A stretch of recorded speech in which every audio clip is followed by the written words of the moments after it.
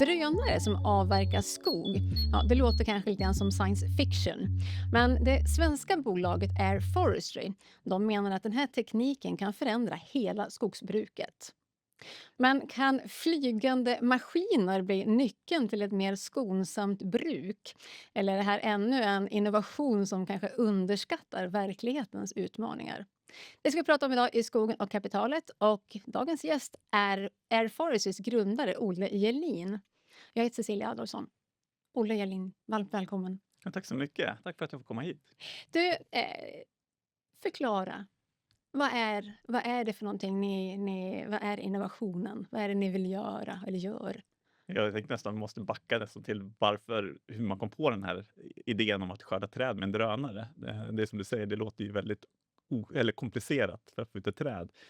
Men då ska man med sig, jag har vuxit upp i en skogsfastighet och varit med och planterat träd med min farfar och min pappa när jag var barn. Och nu när jag skulle ta in gallringsresurser och behöva ta bort nästan 20%, kanske 25% av alla träd jag planterar för att få in maskinerna i gallringen. Så det är bygga vägar då som Ja, skapar... egentligen, alltså, det är inte vägar så, riktiga vägar, alltså inte vägar Nej, för men bilar och lastbilar, nej. men maskinerna behöver göra bana väg för sig själva genom Mm. skogen då. Det är en aspekt. Men sen så har Är det jag, 20% som försvinner? ja, ungefär, så det är ungefär 4,5 meter yta som du kalhygger för att få fram maskinen, och sen har du ungefär 16 meter skog, och sen kommer en ny sån här maskinväg då, som är ungefär 4,5 meter bred, och sen kommer det 16 meter skog.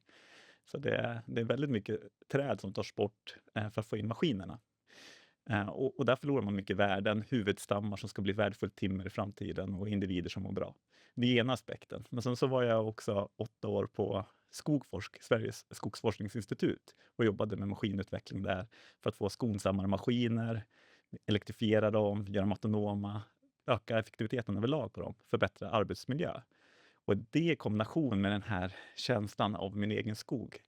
Och då kom en medgrundare som heter Maurits in och berättade hur effektivt det är att flyga. Som var min förutfattade mening. Det går inte att flyga energieffektivt.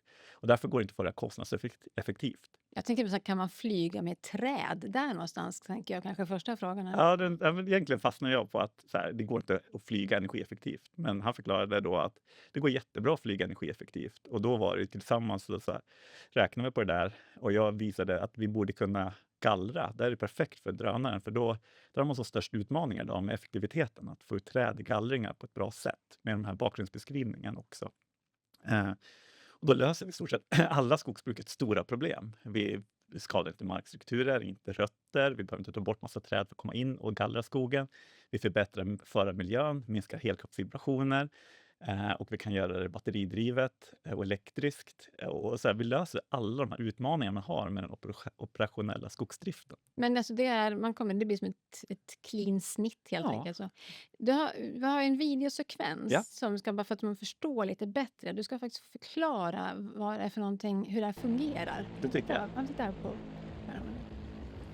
Så det vi ser här är ju från ett av våra försöksobjekt som vi kör i. Och drönarna som vi ser är 6 meter stor mellan vingspänn.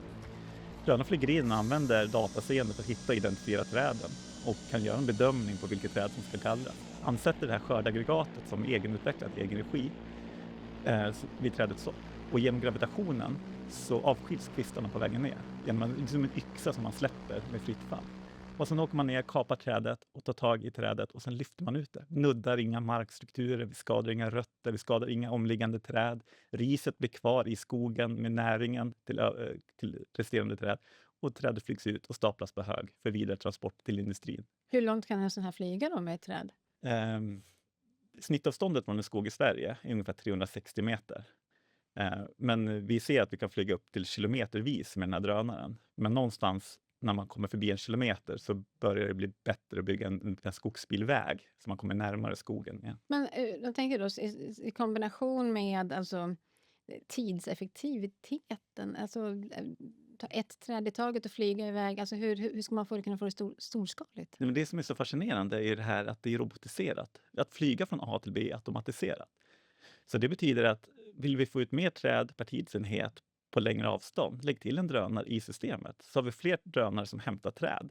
Och då kan vi få upp produktiviteten och ut träden ur skogen lika effektivt med färre personer, men med fler drönare i drift. Man kan se det som om du har en robotgräsklippare och jättemånga fotbollsplaner som ska klippas. Ställ ut flera robotgräsklippare. De går jättelångsamt, de är jättesmå, men de gör jobbet jätteeffektivt ändå. Men för traditionellt sett så är det skotare och skördare och som sen fraktar ut. Alltså, vad händer med dem? Ja, skoterskördare kommer ju finnas kvar i många aspekter.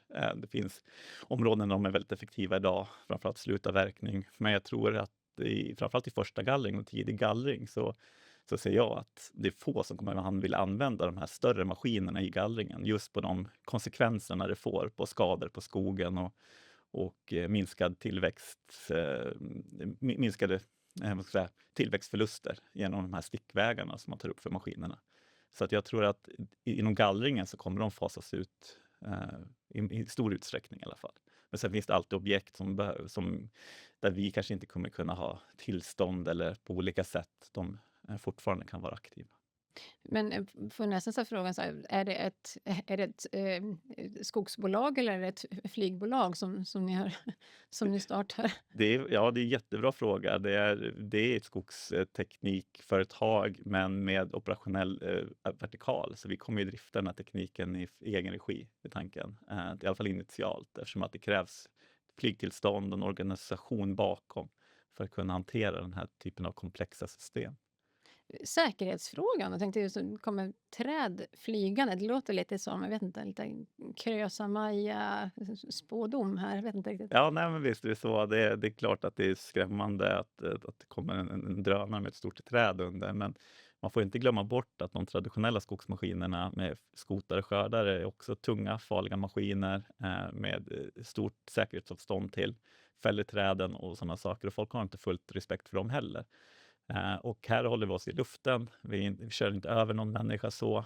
Vi har sett till att drönarna är säkra och vi fokuserar väldigt hårt på säkerheten på systemet. Så att en drönare som vi bygger idag har inte någon enskild, alltså single point of failure. Så att drönaren är väldigt säkerbyggd och för att hålla de säkerhetskrav som ställs på systemet. Och var befinner ni er nu då rent så i kedjan? Hur långt har ni kommit? Ja, men det är som vi såg på videon här nu. Nu kan vi hämta träd på en effektiv tid. Och det innebär att vi kan se att vi har ett konkurrenskraftigt system på konceptnivå. Och just nu så planerar vi för att komma in i operationell drift med våra nyckelkunder som vi har. När tror du att det kommer vara i industriell skala? Ja, det är en liten bit in i framtiden först. Först ska vi driva det här i försöksverksamhet med våra nyckelkunder och få det pålitligt och uptimen. Tekniska utnyttjandegraden måste komma upp till en tillfredsställande nivå innan man kan börja skala det här. Men Hur långt ifrån är ni det? vår plan är att det ska vara i närtid, 2 till 3 år bort ungefär. Och ni har inte hållit på så himla länge heller? Nej, alltså, allting är relativt såklart. Vi grundades 2020, men då var det ju en idé på ett papper. Att bygga en organisation, idag har vi snart 50 medarbetare och som jobbar stenhårt med att få den här tekniken ut på marknaden. Och era nyckelkunder då? Vilka är det ni har samarbetat med? Idag har vi just i samarbete med SCA, Holmen, Stora Enso och Sveaskog som vi jobbar väldigt nära. Och sen några mindre skogsaktörer. Det är stora aktörer som står bakom er? Ja, verkligen. Så det är jättekul. Och vi gick ut ganska nyligen med ett samarbetsprojekt där vi ska få tekniken i deras verksamhet under försök. För jag tänkte just, vad är det varför har ingen lyckats med detta tidigare? Ja, det är ju inte så simpel idé på ett sätt, utan man måste ha ganska långsiktigt, eller så här, perspektivet med att förstå utmaningarna i skogen, förstå tekniken, förstå batteridrift, automation, drönarteknologi, men också förstå den operationella skogliga verksamheten. Och där är det ju så om man tittar på mitt liv så har jag ju jobbat med de här frågorna ända sedan barnsben stort sett. Och samma med medgrundaren Maurits är också med elektrifiering och automation och sådana saker. Och det är extremt, därför ingen, tror jag, kommer på det här tidigare. Och sen är det ganska svårt att förstå sig på vilka utmaningar man har i skogen om det är till exempel utbildad ingenjör. Förstå vilka utmaningar man har och sätta ihop alla de här pusselbitarna. Ja, för vad drivs den av? Den är batteridriven. Och det gör så att den kan vara helt elektriskt, helt enkelt. Och så kan man försörja den här med olika typer av energislag. Då. Och vi tänker ju oss att man kör ut en battericontainer som man kan ladda med grön el. och kör ut den i skogen. Ungefär som en powerbank man har till telefonen när man är ute på långresa. Så kan man Lite större bara. lite Mm. större. Exakt. Men om dagens system ändå fungerar ganska så bra, varför ska man nappa på detta? Främst är det ju att du kan skapa en mer tillväxt i skogen. Genom att kunna ha fler träd som står kvar och växer efter gallringarna så kan det öka då avkastningen och tillväxten i skogen.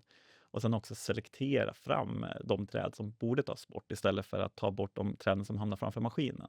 Det betyder att vi kan öka värdet för skogsägare med kanske 8% på sin skog genom att man gallrar rätt. Så därför ska man välja det här. Och sen kommer andra effekter som inte är riktigt lätt att mäta. Det är markpåverkan, markkompaktion, ytvattenavrinning som tar med sig slam och näring i körspåren ut till diken och sådana saker som vi kan minska. Och också mera påverkan på grundvattennivåer och sådana saker. Men vad är det då som alltså, är det här anpassat? Jag tänkte, eller har ni underskattat kanske det svenska klimatet kan vara ganska kärvt ibland? Ja, Så, absolut. vad är det som är, vilka har ni bedömt där och vad är det svåraste? Ja, men det är väl också där som erfarenheten har jobbat i skogen. Jag jobbar ju själv fortfarande aktivt i min egen skog och gallrar kanske en 50 kubik för mitt välmående varje år. Jag tycker det är kul att vara i skogen och då känna på vad är det för miljö som vi ska vara aktiv i.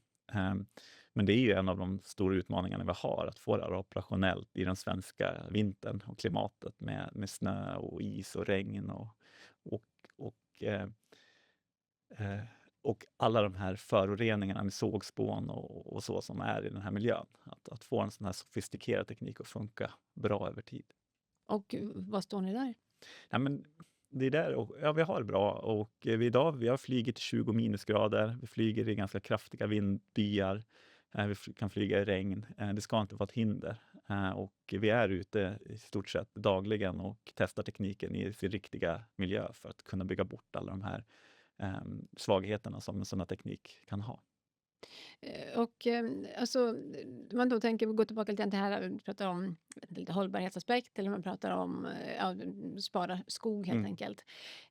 Vad är det då som kalhyggesbruk, kommer det vara ett minne blott efter detta? Om det går så Nej, igenom? det tror jag inte. Jag tror på en mix av brukande av skogen och kalhyggesbruk är väldigt effektivt för att få upp ny skog och få upp bra produkter, alltså virkesprodukter. Men däremot öppnar teknologin upp för ett mer varierat brukande. Så fler kan såklart ställa om till att ha kontinuerligt skogsbruk eller ha mer blandskog eller ha mer flexibelt skogsbruk. Men jag tror en kombination av olika brukande metoder. Med den här tekniken så öppnar vi upp en flexibilitet. Den här tekniken har vi tagit fram på ett sätt. Alltså den här tekniken är anpassad för skogens villkor. Så skogen kan diktera villkoren för hur den ska bli skött istället för att man designar skogen för att passa med maskinerna som man har. Men är det enbart det handlar om? Alltså att spara de här 20% och att inte gå in just på de fläckarna? Nej, alltså grejen är, det är ju för skogsägaren en viktig parameter. Men vi har ju möjlighet att göra det här mer effektivt. Mer energieffektivt, mer tidseffektivt och mer materialeffektivt. Det betyder att vi kan få ut mer ved per person som jobbar i skogen. Vi kan få ut det då med en annan typ av energiförbrukning som är lägre. Och vi kan också göra det här med mindre resurser. En skogsmaskin idag för gallring väger kanske runt 20 ton styck. Den här drönaren väger runt 200 kilo. Så att det ger samma jobb med väldigt mycket mindre material. Prislappen för en sån här drönare, sen vilka är det som kommer ha råd med det? Är det bara stora bolagen eller kommer privata skogsägare köra drönare? Jag skulle vilja säga att alla kommer kunna köra den här tekniken och det är egentligen nu som vi lanserar nu då, det är att vi levererar tjänsten i egen regi, i alla fall till en början. Det betyder att privata skogsägare kommer kunna beställa den här tjänsten av oss eller via skogsbolagen främst då, som partners. Så ungefär som man gör idag. Så skogsägaren kontaktar sin virkesköpare som idag och de tillhandahåller den här tjänsten. Och det ska inte vara mer komplicerat än affärsmodellen idag. Men de som är skeptiska då, eller kritiker, så, vad säger de? Nej, alltså det finns få kritiker ändå till det vi gör. De som är mest skeptiska är att som säger så att det kommer aldrig gå. Och det är ju de som säger att det kommer aldrig gå i den här komplexa, svåra miljön att använda sån här lätt och sofistikerad teknologi. Utan här krävs det järn och stor dieselmotor för att göra det här jobbet. Och lite intressant, jag läste när vi lanserade den här videon som vi såg här precis för någon vecka sedan, så var det någon som hade skrivit så här: jag trodde aldrig det här skulle funka, men hade skrivit så här: men ta mig fan, det flyger ändå. Alltså att det är, jag tror vi har bevisat väldigt många skeptiker på att det går att flyga in och hämta träd, just med den här filmen som vi visade. Men annars är de flesta överlag positiva till det här. Det är inget luftslott. Nej, det är absolut inte, utan vi står ganska fast i myllan med fötterna i verkligheten. Men visst är jag en obotlig optimist, det är jag. Annars hade man inte ens startat det här projektet. Ihärdighet och tålamod har ju lönat sig nu när vi har faktiskt byggt den här teknologin i egen regi och kunnat hämta träd. Finns det här globalt? Finns det några liknande innovationer som jobbas fram?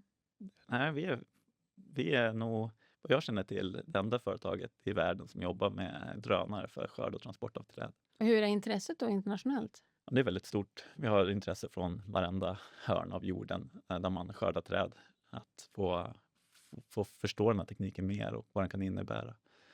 Det är samma utmaningar vi har i Sverige som andra nationer också har, andra marknader har. Det är svårt med hitta personal, arbetsmiljö, effektivt vara konkurrenskraftig, få ut veden för i slutet av allting så handlar det om att vi måste ha en konkurrenskraftig produkt, trä och energi. Då måste vi konkurrera mot olja och plast och stål och betong och ha en konkurrenskraftig produkt.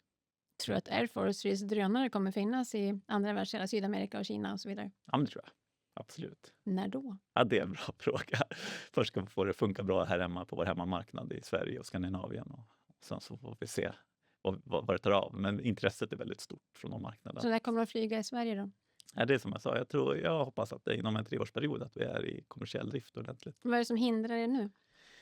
Nej, det är att det är hårdvara och komplex teknologi som ska testas och funka väldigt bra först då.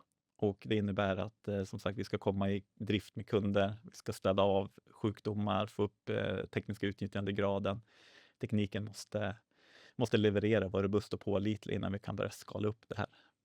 Och finansieringen, hur går det här till? Ja, idag så är vi finansierade av, jag brukar kalla min fyrastolsbensmodell. Dels med kundfinansiering, att vi har kundprojekt som finansierar tekniken. Sen har vi bidragsfinansiering. Väldigt tacksamma för stödet från Svenska innovationsverket, Vinnova och Energimyndigheten som ser potentialen i det här. Och sen så har vi möjlighet att innovationslån från Almi bland annat. Och sen såklart investerare från privat investeringar. Vilken är din största oro då? Ja. Trots att du är en obotlig optimist. Men visst är det. Alltså det är ju faktiskt hitta kapital, att få finansiering för det här. Det är svår teknik som ingen annan har gjort någonstans tidigare. Och det innebär att få de resurserna som krävs för att ta den här tekniken från idé till verklighet. Det är inte det lättaste. Och sen också få det här operationella, logistiken och verkligheten när man väl kör ut där i skogen och ser. Och där har vi fortfarande mycket att lära och se hur väl det funkar. Hur mycket orkar den lyfta? Ja, den är designad nu för att lyfta runt 200 kilo optimalt då. Samtidigt som den väger 200 kilo? Okej. Stort lycka till, det ska bli spännande att följa er. Olle Gelin på Air Forestry, stort tack för att du kom hit. Och vi rör oss till vår samarbetspartner ATL och David Gustafsson. Berätta, top of mind.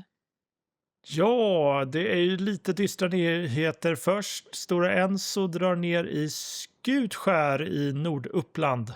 En massa linjer läggs ner där. Skälet är svag lönsamhet och minskad efterfrågan och prispress på massaved. Vedkostnaderna i inköpsledet ökar också och bolaget satsar nu istället på något så festligt som fluffmassa. Fluffmassa, har du hört talas om det? Är det som man gör blöjor och sånt av, inte det? Ja, det är precis en kemisk pappersmassa av långfibrig barrved. Det är uppåt 80 anställda som kan påverkas av den här neddragningen, tyvärr. Och en stängning planeras senare i år. Och det finns fler orosmoment på horisonten, Cecilia, tyvärr. Oj då, berätta. Ja, det är barkborren som har börjat svärma nu i sommarvärmen. Och den har satt fart och Skogsstyrelsen varnar för risker i stormskogen. Inte minst då efter Johannes som drog fram under nyårsveckan i slutet på förra året förstås. Mycket vindfällor som ligger kvar, inte minst en hel del gran i framförallt Gävleborg och Dalarna. Och det är ju mumma då för den här insekten, för granbarkborren, som ger sig på barken, så att skogsägare uppmanas nu att forsla bort eller barka av skadat virke. Annars så riskerar ju även stående skog att angripas. Den blir dubbelt drabbad då. Först stormen och sen så insektsangrepp. Ja, det är tufft för skogsägarna i de här delarna av landet just nu. Tveklöst.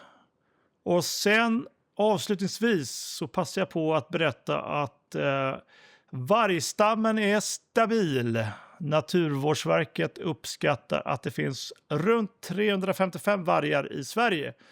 Ungefär samma nivå som förra året, alltså 2025. Och flest revir återfinns i Örebro län. Inventeringen bygger på spårning och viltkameror och DNA-prov. Och det här är ju inte kanske alltid så goda nyheter då för många fårbönder i vårt avlånga land. Vargen är ju fortsatt en utmaning för framförallt fårbönderna när de river får. Så att debatten om vargstammens storlek lär ju fortsätta. Och det var dagens svep. Tack så mycket, David Gustafsson på ATL. Tack för att du lyssnade. Vi är snart tillbaka igen. Följ oss gärna på efn.se. Tack och hej!